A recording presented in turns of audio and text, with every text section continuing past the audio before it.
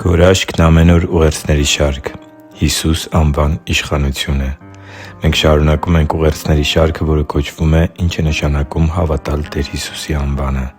Հավատալ Տեր Հիսուսի անվանը նշանակում է հավատալ Նրա անվան իշխանությանը։ Տեր Հիսուսի անունը բարձր է բոլոր անուններից։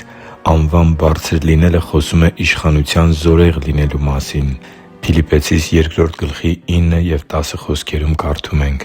«Դրա համար էլ Աստված առավել բարձրացրեց Նրան և մի անուն շնորհեց Նրան, որ ամեն անունից ավելի բարձր է, որպեսզի Հիսուսի անվանը ծալվի երկնավորների, երկրայինների և երկրի տակ եղողների ամեն ծունկ»։ Սիրելի՛ բարեկամ, հավատո՞ւմ ես, որ այս տիեզերքում չկա ավելի մեծ իշխանություն ունեցող մեկը։ Հավատո՞ւմ ես, որ Տեր Հիսուսի անվան իշխանությունը գործում է միայն Նրան պատկանող մարդկանց կյանքերում։ Մեր օրերում մի մոլորություն է տարածված, որը տարածված էր նաև առաքյալների ժամանակներում։ Մարդիկ, որոնք չեն ապրում Տեր Հիսուսի աշակերտի կյանքով, ուզում են օգտվել Նրա անվան մեջ պարփակված իշխանությունից։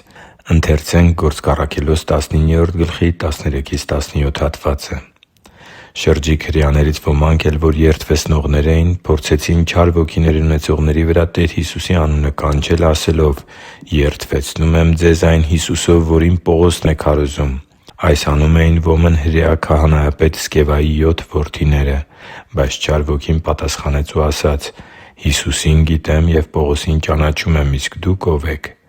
Եվ այն մարդը, որի մեջ չար ոգի կար, նրանց վրա հարձակվելով և երկուսին էլ բռնելով, այնպիսի ուժ ցուցաբերեց նրանց նկատմամբ, որ այդ տնից մերկ ու վիրավոր փախան։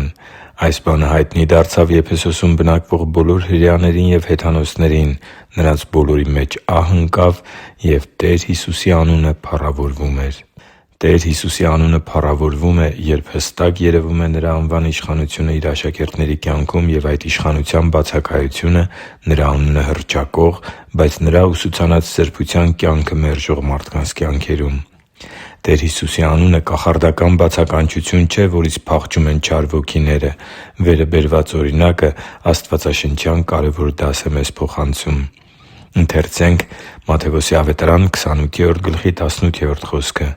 «Հիսուսը մոտեցավ, խոսեց նրանց հետ և ասաց.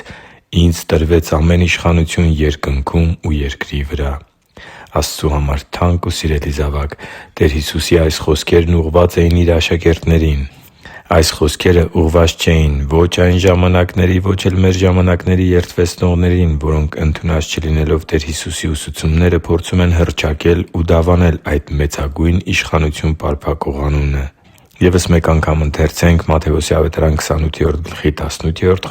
«Բայց այս անգամ 19 և 20 խոսքերի հետ միասին. «Հիսուսը մոտեցավ, խոսեց նրանց հետ ու ասաց. «Ինձ տրվեց ամեն իշխանություն երկնքում ու երկրի վրա։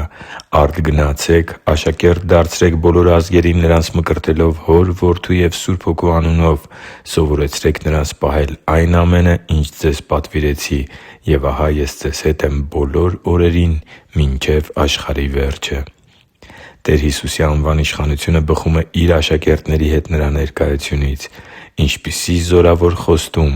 «Եվ ահա Ես ձեզ հետ եմ բոլոր օրերին մինչև աշխարհի վերջը»։ Եթե դու Տեր Հիսուսի աշակերտն ես, սակայն անցնում ես ծանրագույն փորձություններով ու դժվարություններով, եթե անգամ կյանքիդ ներկա իրավիճակից ելքին նշույլ իսկ չի երևում, ապա հավատա՛ Քրիստոսի անվան զորությանը, կանչի՛ր Նրա անունը և հիշի՛ր, որ Նրա անունն է ողջ իշխանությունը երկնքում և երկրի վրա։ Հավատո՞ւմ ես Տեր Հիսուսի անվանը։ Հիշի՛ր, որ դու Աստծո հրաշքն ես, և Աստված սիրում է քեզ։ Շնորհակալ եմ, որ դու կա՛ս։ Սիրով և աղոթքով Արման Մանուկյան։